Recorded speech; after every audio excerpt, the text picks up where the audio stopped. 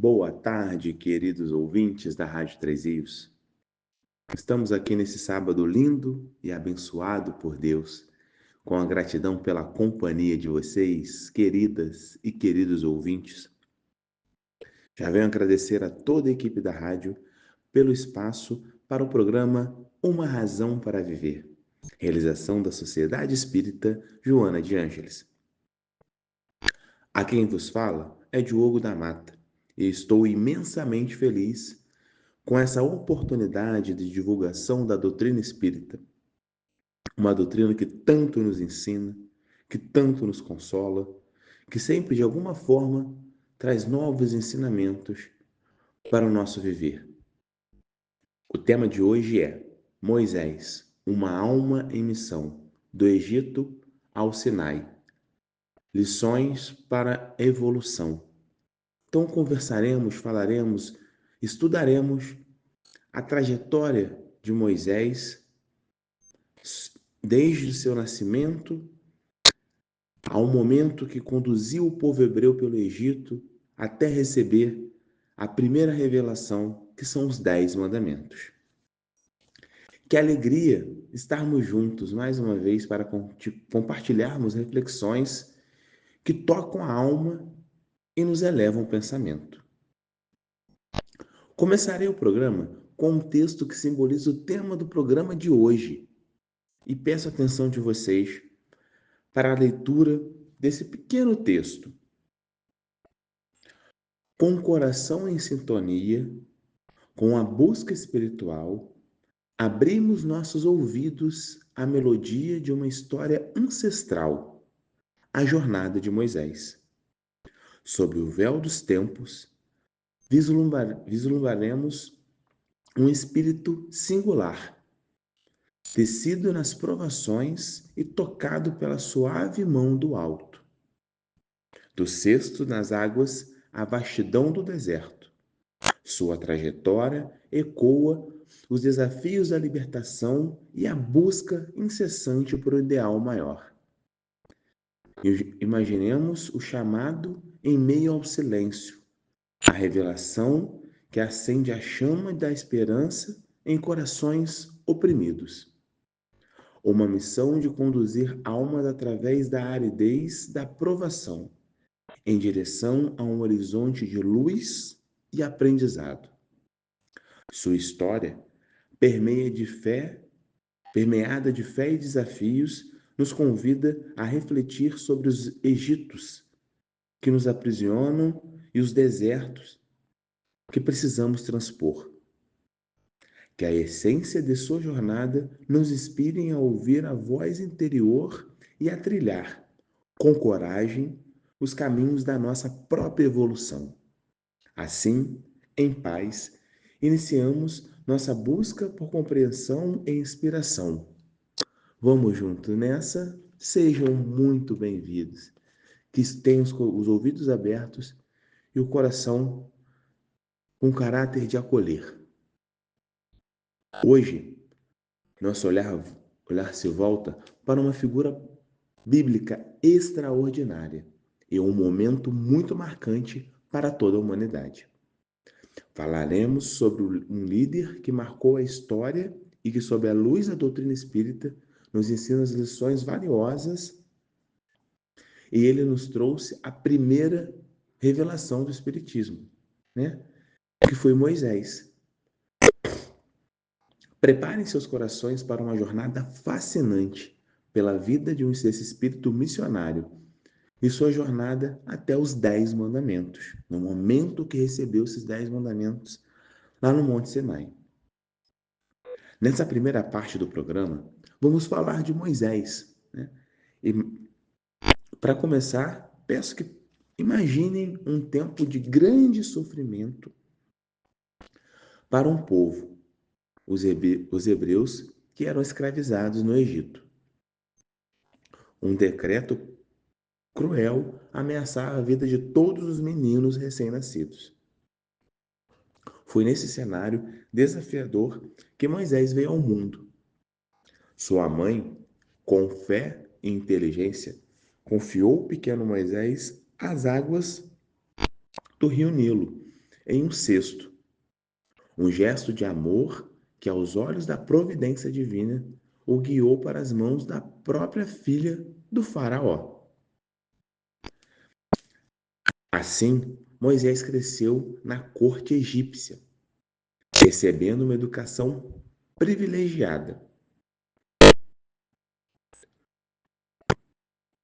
O plano de Deus se manifesta de maneiras surpreendentes, né? De um menino largado no cesto no rio até conseguir ser acolhido pela família do faraó, que, que tanto sempre escravizou e explorou o povo hebreu,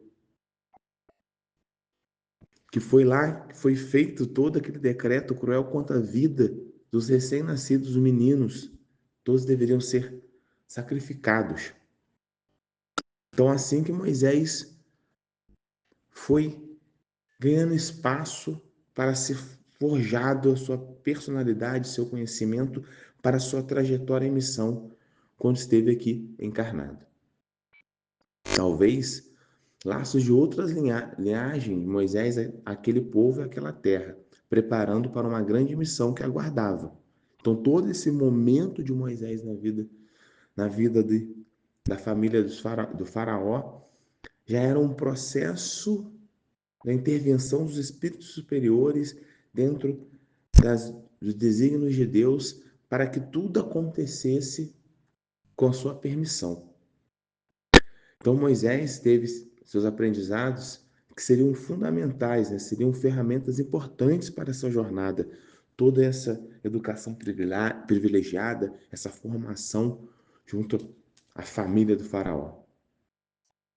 Então Moisés cresceu nesse cenário, nos palácios, né, do povo egípcio.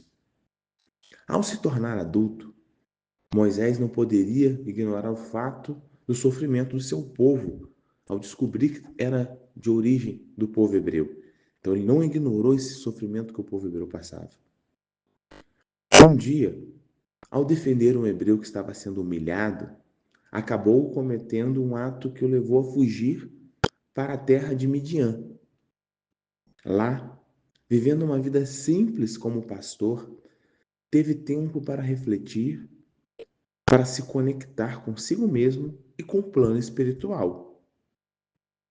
Esse período de aparente isolamento foi, na verdade, um preparo para o encontro marcante que Moisés teria nesse momento que ele se isolou para uma outra terra. E então, no alto do monte Horebe, algo extraordinário aconteceu.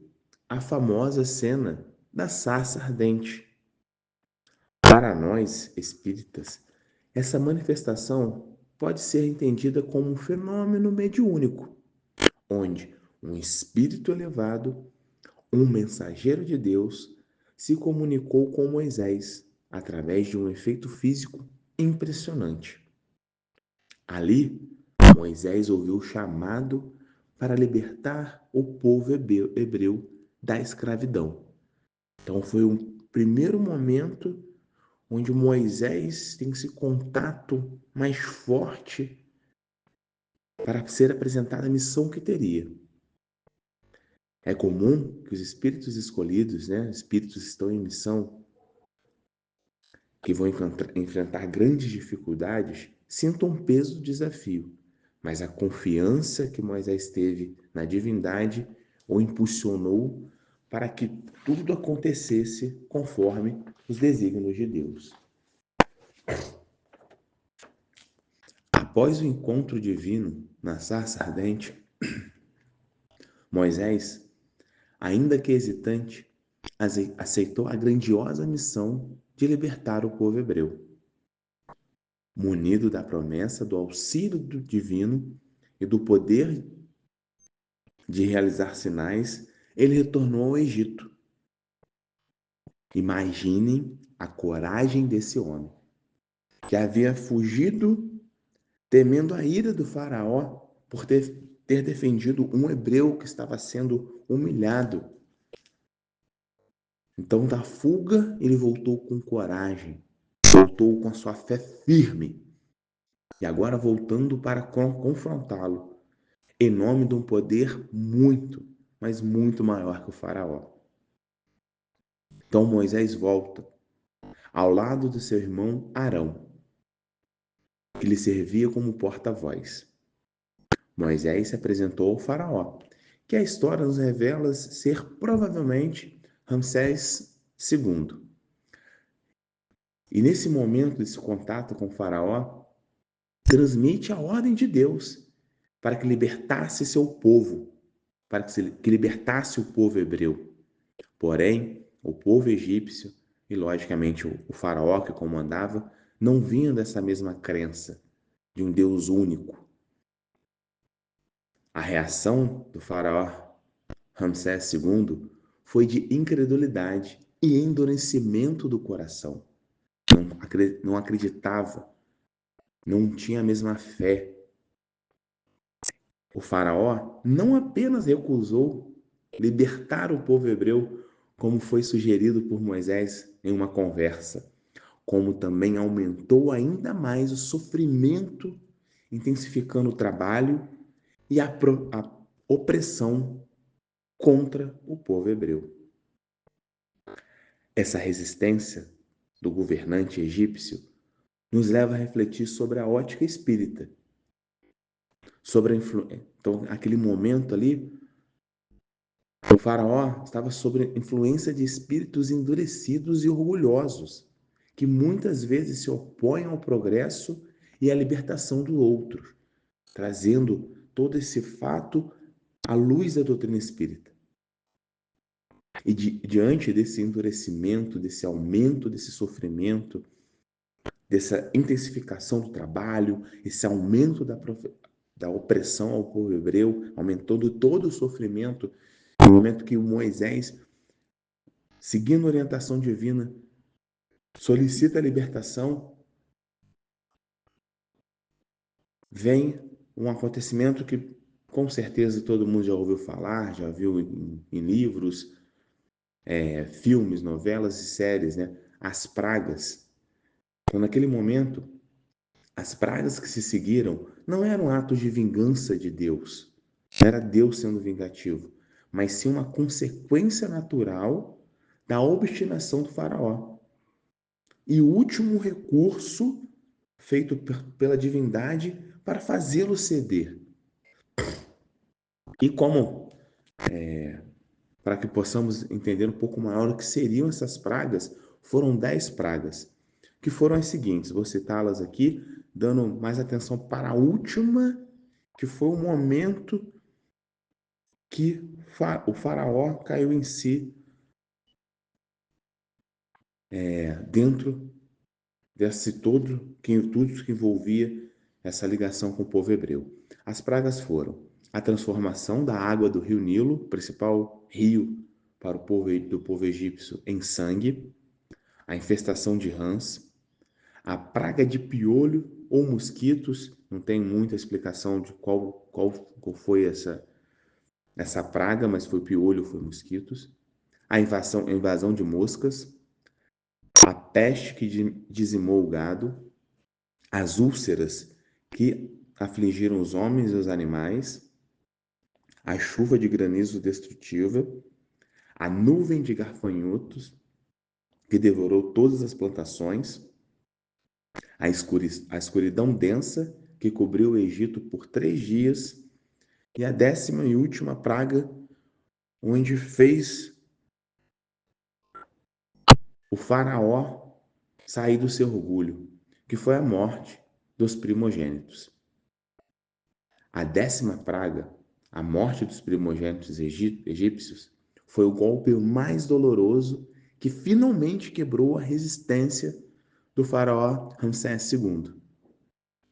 Cada praga, com seu impacto devastador, pode ser vista como um alerta, uma oportunidade para o faraó reconhecer a vontade divina de libertar o povo.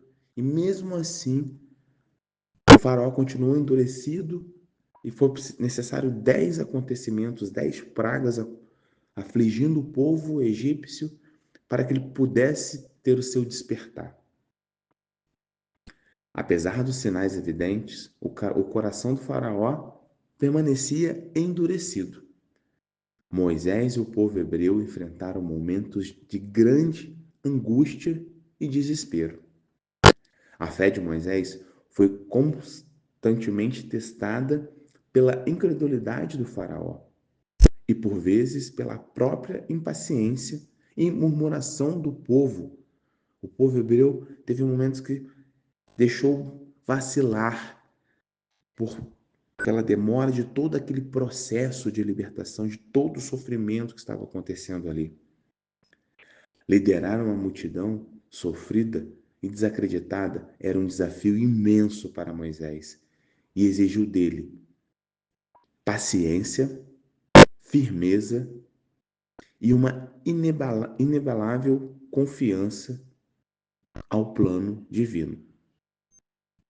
Finalmente, após a 10ª praga, a mais dolorosa de todas, o faraó cedeu e permitiu a partida do povo hebreu.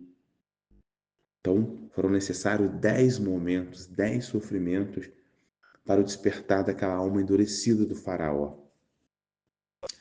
E com a partida do povo hebreu, com essa libertação do povo hebreu, temos a famosa travessia do Mar Vermelho, um evento que transcende a explicação puramente material. Pode ser interpretada simbolicamente como a superação de um grande obstáculo, a vitória da fé sobre a descrença com o auxílio da providência divina em um momento crucial. A fuga do Egito não foi apenas uma libertação física, mas também o início de uma jornada espiritual rumo à terra prometida, um símbolo do progresso da alma em busca da perfeição. A liderança de Moisés nesse período foi fundamental. A sua liderança frente àquele povo hebreu, durante anos escravizado, explorado, humilhado, não tendo suas tradições. Então, essa liderança de Moisés nesse período foi fundamental. Ele não apenas os guiou para fora da escravidão, mas também começou a lhes transmitir as leis divinas, os fundamentos para uma nova vida em liberdade. E essa liberdade foi baseada na justiça e no amor. A jornada no deserto, com seus desafios e aprendizados, foi essencial para moldar o caráter do povo hebreu e prepará-los para a vida que os aguardava. Então, nesse período de transição desse povo hebreu pelo deserto até os 10 mandamentos, iremos conversar na próxima parte do programa. Iremos fazer uma pausa, um breve intervalo musical, mas convido que fiquem com a gente. Mas antes, atenção, antes de irmos para o nosso intervalo, e já deixo o convite para que continue com a gente para se aprofundar nesse momento de transição, de que a fé do povo hebreu acaba sendo moldada e guiada por Moisés nessa caminhada pelo deserto. Quero deixar para vocês alguns recados importantes sobre a Sociedade Espírita Joana de Ângeles. Antes de irmos para o intervalo, gostaria de deixar um convite especial em nome da Sociedade Espírita Joana de Ângeles e trazer algumas informações da nossa casa espírita. Para você ouvinte que não sabe onde fica a nossa instituição ou queira conhecer, será de imensa, sim, um imenso amor, um momento especial receber a visita de vocês. A Sociedade Espírita Joana de Ângeles fica situada na Travessa Paulino Alves Tavares, número 6, no bairro da Vila Isabel, ao lado do residencial Vila Nova 1. As nossas reuniões públicas são às segundas, quartas e quintas, com o acolhimento começando às 19h30. E ficaremos imensamente felizes com a visita de vocês. A nossa instituição possui a evangelização aos domingos, começando no horário de 9h30. Também realizamos diversos trabalhos assistenciais, como entregas de enxoval de bebê a gestantes carentes, entregas de cestas básicas para as famílias cadastradas e evangelizadas, né? Esse projeto acontece aos domingos. Bolsas de Natal, né? Estamos um pouco distante do Natal, mas sabemos que se piscarmos um pouco mais, o Natal já estará próximo. Então, caso você queira participar do Natal, apadrinhando uma das nossas crianças para entregar uma bolsa, elas ficam, nossa, é uma felicidade imensa ver cada sorriso no rostinho das crianças. Então, vocês podem participar desse momento. Também realizamos passeios com essas crianças para tornar sempre um momento alegre e divertido para elas. Também poderá ajudar com itens para o nosso almoço, que são servidos aos domingos. Aos domingos, que acontece a evangelização, servimos quase 100 refeições para as famílias ali que são cadastradas e evangelizadas em nossa casa espírita. E também poderá doar roupas, logicamente em bom estado, para o nosso bazar. O nosso bazar é um sucesso na cidade. Então, caso você queira fazer a doação de roupas, também será muito bem-vindo, muito bem recebida. Enfim, há muitos meios para colaborar, caso tenham a vontade. Vou deixar aqui o telefone, um contato, para que vocês possam estar mandando uma mensagem, confirmando as nossas reuniões, marcando uma visita, ou simplesmente para realizar doações de roupas para o bazar, doação, né, dos alimentos para as refeições que são servidas. Então vamos lá. Vou deixar o contato para vocês. O telefone é 24 988 437822. Vou repetir o número. Pode entrar em contato, pode ligar ou mandar uma mensagem pelo WhatsApp. 24 988 437822. E você que ligou o rádio nesse instante, estamos aqui com o programa Uma Razão para Viver. Realização da Sociedade Espírita Joana de Ângeles. Será um prazer ter sua companhia com a gente nesse sábado. No programa de hoje, estamos abordando, conhecendo, estudando um pouco mais sobre a vida de Moisés.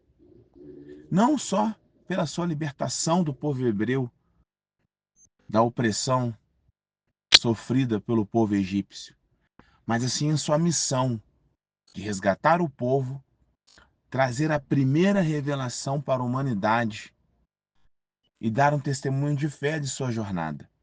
Na primeira parte do programa, estudamos ali o nascimento de Moisés, o fato de crescer dentro de um palácio do faraó, mais tarde de lutar pelo povo hebreu, pedir sua libertação junto ao faraó, que no primeiro momento não foi atendido, teve todos os acontecimentos das pragas, até que o faraó caiu em si, de um espírito endurecido, cedeu e concedeu ali a libertação do povo hebreu. E passamos para o segundo momento.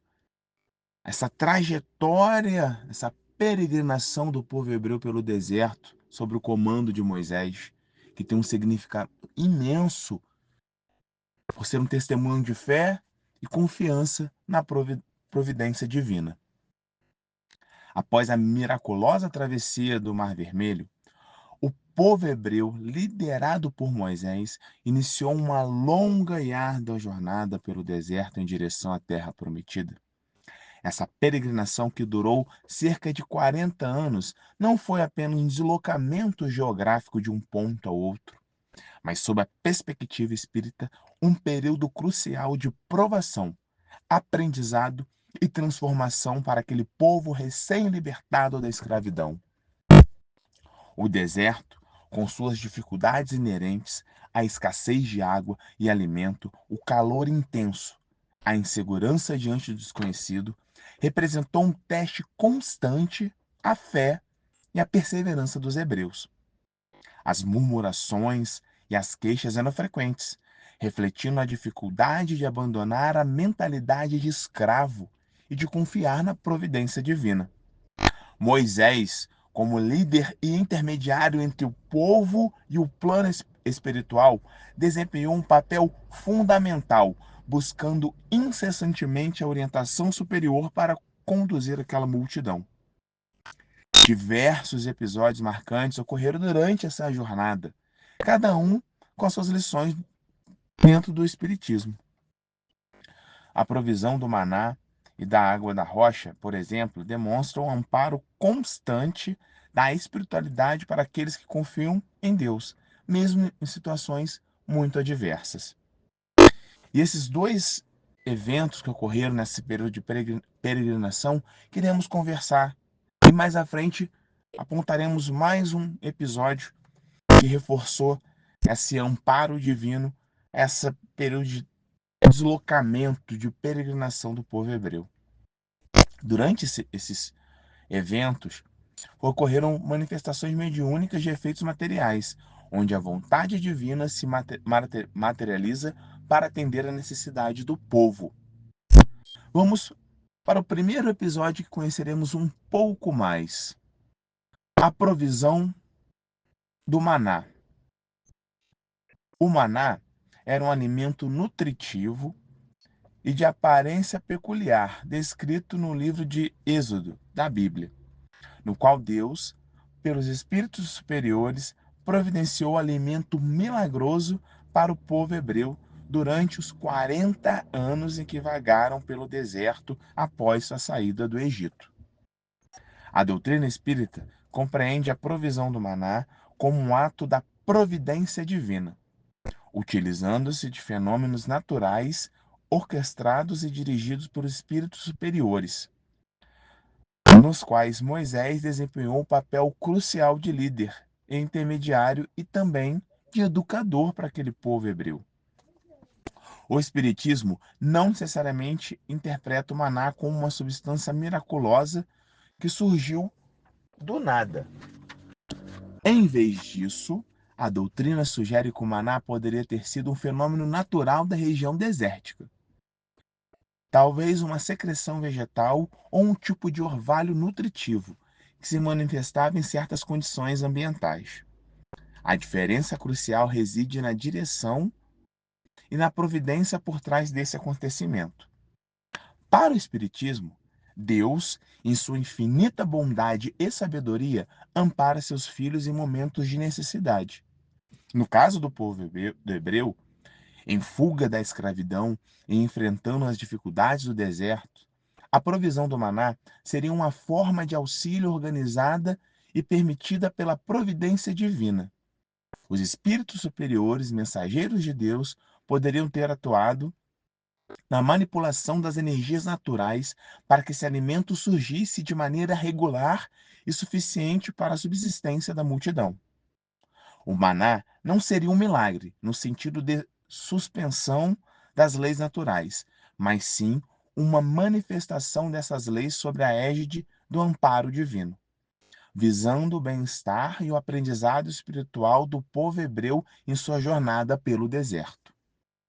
A fé e a liderança de Moisés foram, portanto, instrumentos essenciais para essa provisão se concretizasse. Então, esse foi o primeiro momento onde a providência divina esteve junto com o povo hebreu. O segundo momento é a água da rocha. A passagem da água da rocha para o povo hebreu no deserto é um evento significativo que é narrado no livro do Êxodo, no capítulo 17, versículo de 1 ao 7, e repetindo algumas variações no livro de Números. Está em Números 20, capítulo 20, versículo 2 a 13, lá da Bíblia. Aconteceu devido à extrema sede do povo, onde não encontraram água para beber. A situação gerou murmuração e reclamações contra Moisés, questionando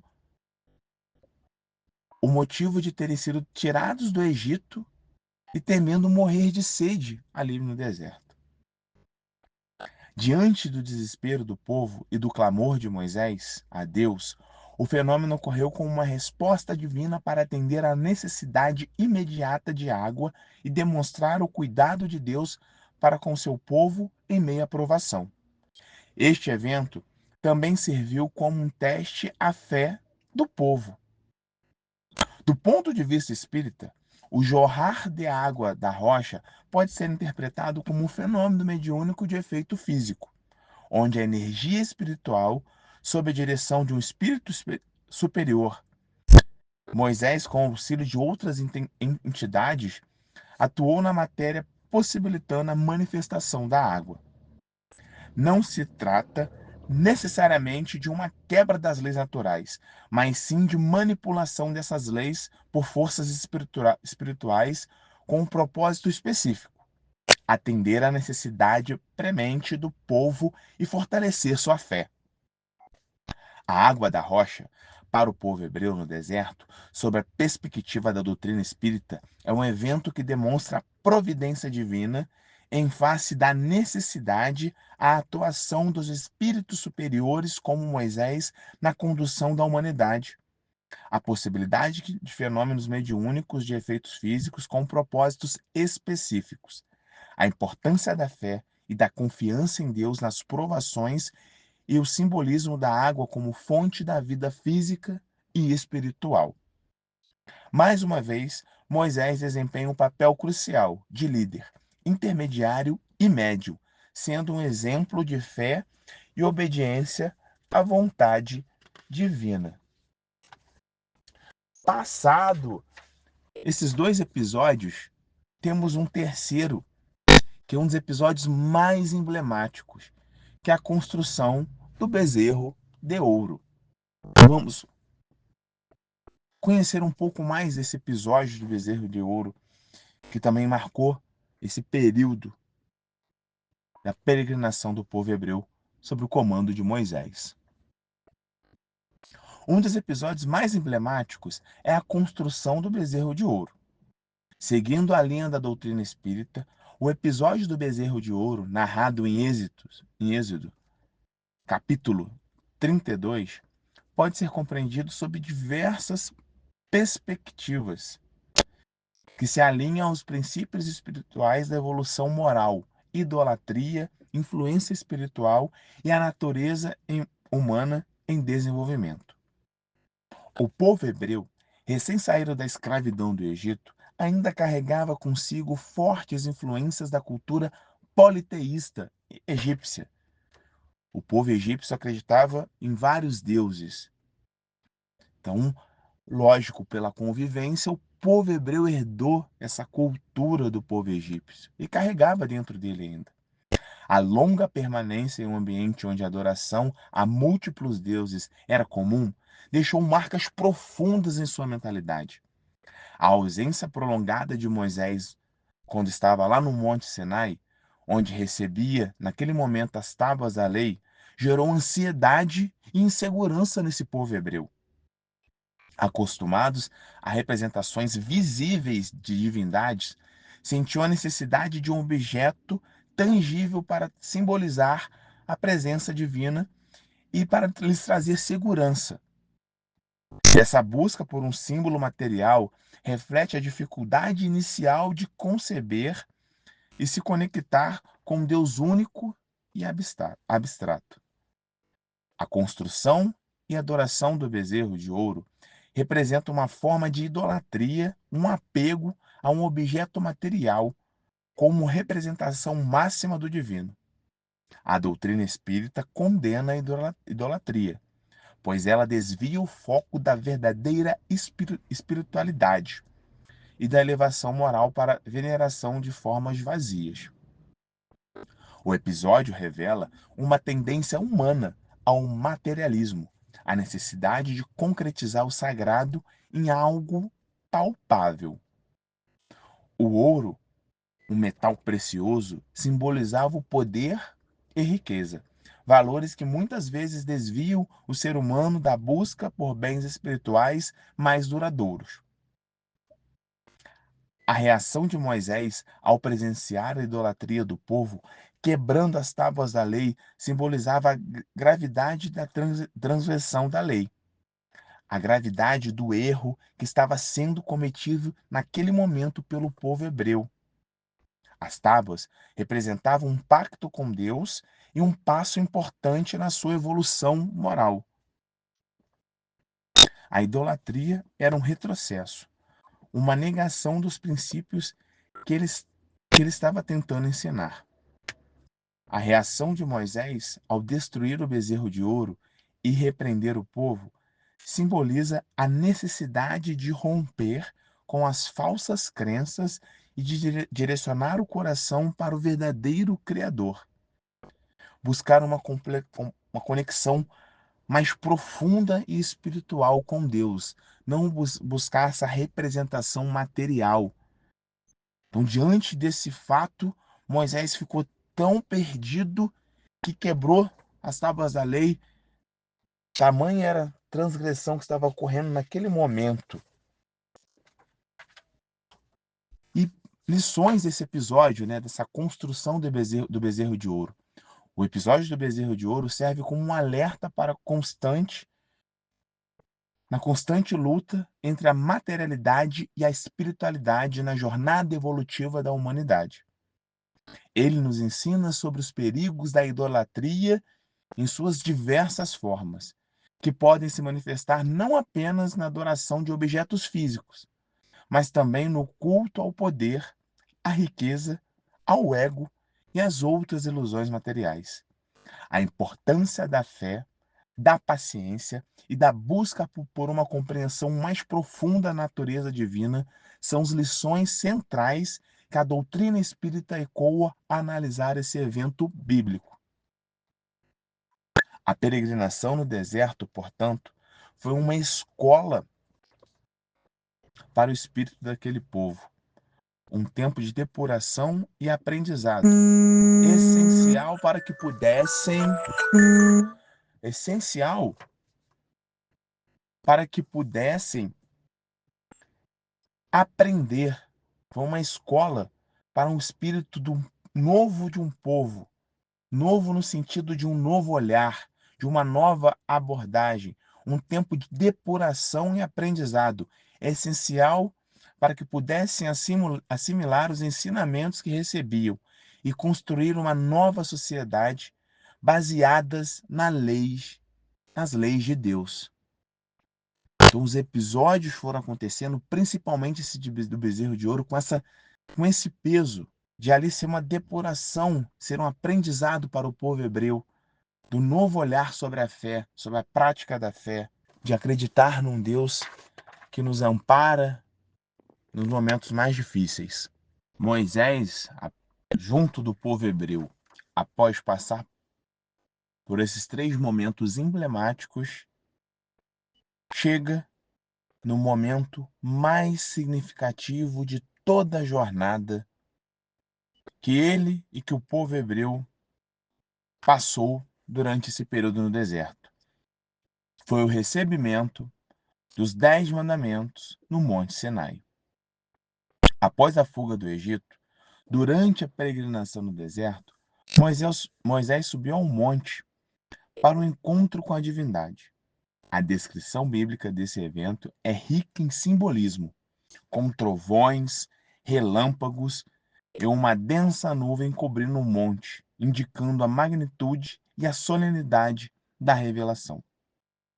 Sobre a perspectiva espírita, esse momento representa uma comunicação direta e sublime entre o plano espiritual superior e a humanidade, através de um médium excepcional, que era Moisés.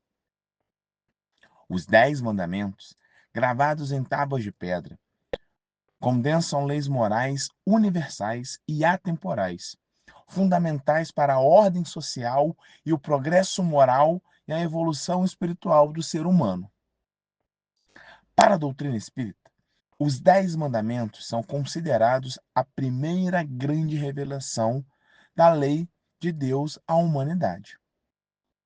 Antes desse momento, as noções sobre a divindade e as regras de conduta eram fragmentadas, transmitidas oralmente e muitas vezes misturadas às superstições,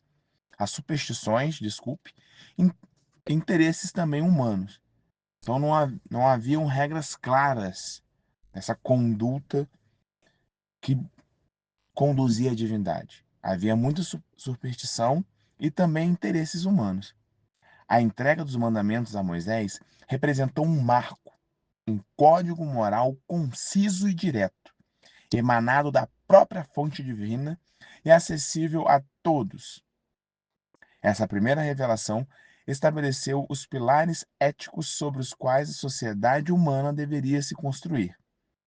Os mandamentos abordam tanto o relacionamento do homem com Deus, quanto suas relações com o próximo, abrangendo os principais, abrangendo os princípios essenciais para a harmonia individual e coletiva. Eles serviram como base para o desenvolvimento posterior das leis morais e religiosas em diversas culturas e civilizações.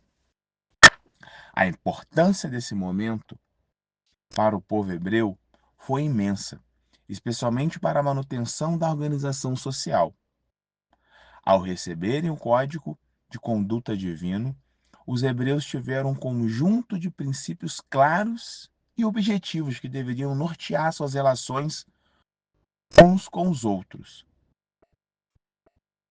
Esses mandamentos estabeleceram as bases para uma convivência mais justa e harmoniosa, delimitando direitos e deveres e coibindo comportamentos que podiam levar à desordem e à violência. Os 10 mandamentos promoviam o respeito mútuo, a proteção da família, a honestidade nas relações, a valorização da vida e a proibição da inveja e da cobiça, sentimentos que minam a coesão social. Ao seguirem esses preceitos, os hebreus tinham um arcabouço moral comum que fortalecia os laços comunitários e permitia a construção de uma sociedade mais estável e organizada, em meio a um ambiente hostil como no deserto. Os 10 mandamentos são, vamos enumerá-los para deixar um pouco mais claro, já que estamos revivendo, aprendendo e conhecendo um pouco mais profundo esse momento tão simbólico. O primeiro, amar a Deus sobre todas as coisas. O segundo, não tomar o nome de Deus em vão. O terceiro, guardar os domingos e as festas de guarda. O quarto mandamento, honrar pai e mãe. O quinto, não matar. O sexto, não pecar contra a castidade. O sétimo, não furtar. O oitavo, não dar falso testemunho. O nono, não desejar a mulher do próximo. E o 10º, não cobiçar as coisas alheias. Então, esses são os 10 mandamentos que Moisés recebeu no Monte Sinai. A importância dos 10 mandamentos transcendem o tempo e a cultura do povo hebreu, sendo fundamental até os dias de hoje. Para a doutrina espírita, esses mandamentos ecoam as leis naturais que regem o universo moral. Eles nos lembram a importância do respeito a Deus, entendido como a inteligência suprema, causa primária de todas as coisas, da valorização da vida, da honra aos pais, da prática da caridade, implícita na proibição de matar, roubar e cobiçar, da fidelidade, da verdade e da pureza de pensamentos e desejos. Os 10 mandamentos não são apenas regras a serem seguidas, mas princípios morais que, quando internalizados e praticados, elevam o espírito humano, promovem a paz e a harmonia social e nos aproximam da perfeição. Eles são um farol que ilumina o caminho da evolução espiritual, indicando as balizas para uma conduta ética e responsável. Para o povo hebreu, o recebimento dos 10 mandamentos selou uma aliança com Deus e estabeleceu as bases para sua identidade como povo escolhido para preservar e difundir esses princípios. Para a humanidade, eles representam um legado moral e inestimável, um código de ética universal que continua a inspirar e a guiar e a buscar por um mundo mais justo e fraterno. A doutrina espírita nos convida a refletir sobre a profundidade desses ensinamentos e praticá-los em nossos dias, reconhecendo sua importância eterna para o nosso progresso espiritual. Indo agora para o encerramento do programa de hoje, vamos voltar nosso pensamento, nossa reflexão para os 10 mandamentos e a sua interpretação dentro da doutrina espírita. Falamos de Moisés, sua missão, um espírito de luz que teve um trabalho imenso, sempre com amparo divino, com todo o amparo da espiritualidade amiga. Recebeu os 10 mandamentos, tida como a primeira revelação, primeira proximidade mais clara da espiritualidade junto a nós, nosso primeiro norte a ser seguido. Então, os 10 mandamentos e sua interpretação dentro da doutrina espírita, para a gente concluir esse nosso programa de sábado.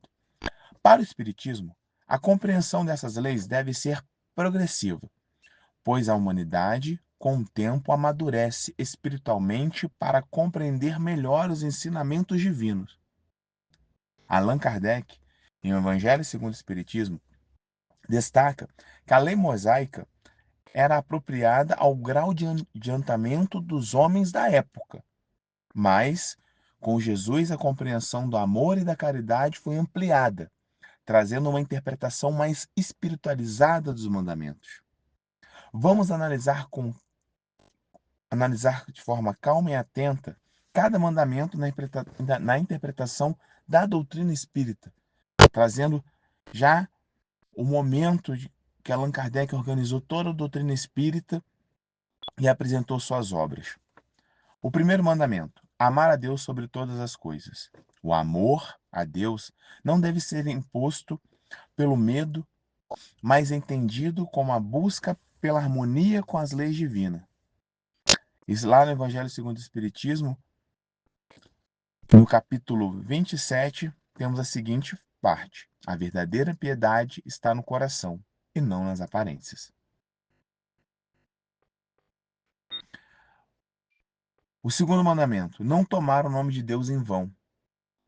Respeitar Deus significa agir de acordo com seus ensinamentos e evitar hipocrisia.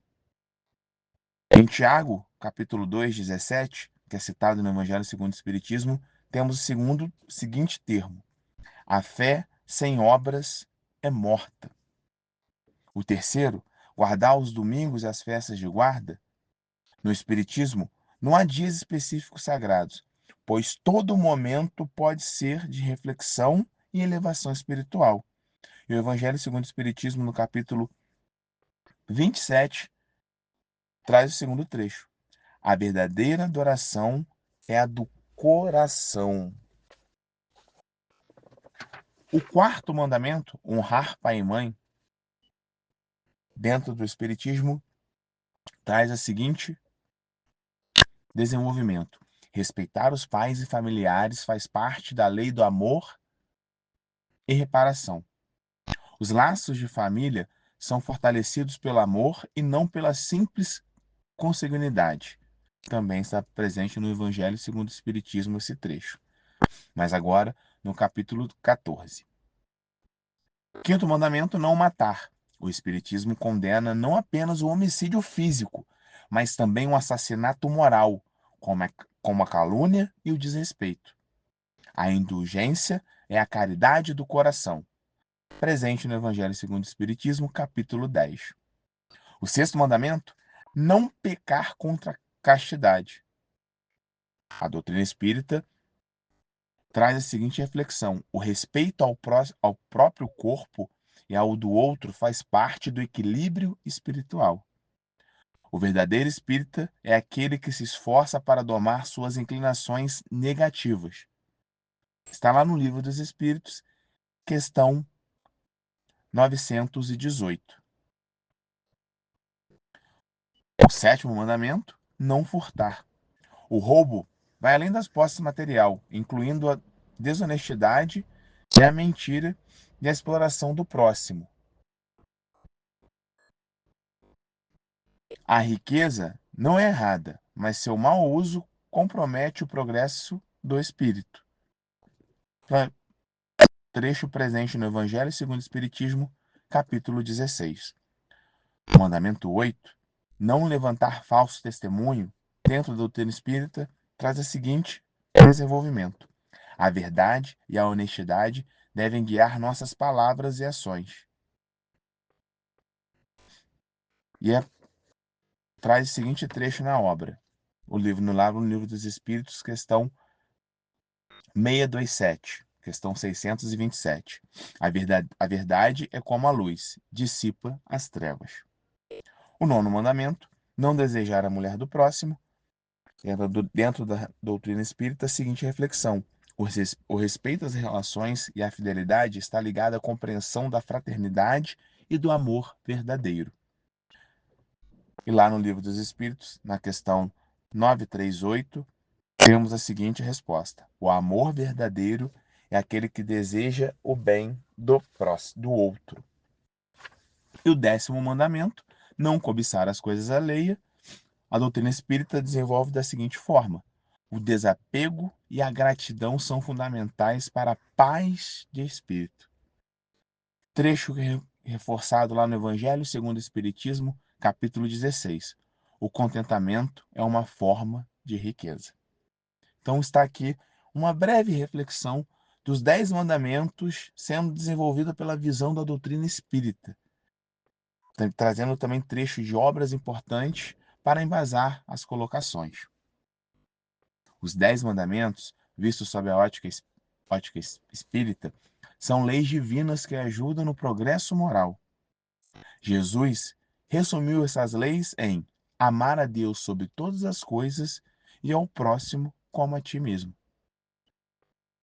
Está lá em Mateus capítulo 22, versículo 37 ao 39. Ensinando que o amor é a base de tudo.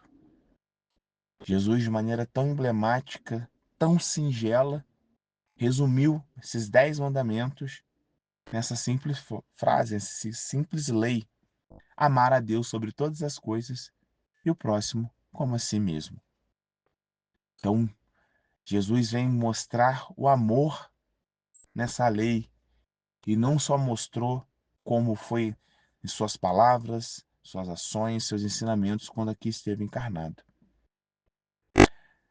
Assim, queridos ouvintes e queridas ouvintes, eu, Diogo da Mata, agradeço a companhia de todos vocês, o carinho da audiência, desejando que Deus abençoe a todos, que tenhamos uma ótima noite e que a paz e a luz e com boas vibrações cheguem nesse momento ao lar de cada um. Um forte, caridoso e fraterno, iluminado abraço a cada um de vocês. Fiquem com Deus, paz no coração de todos, mantenham sempre a fé firme e até a próxima.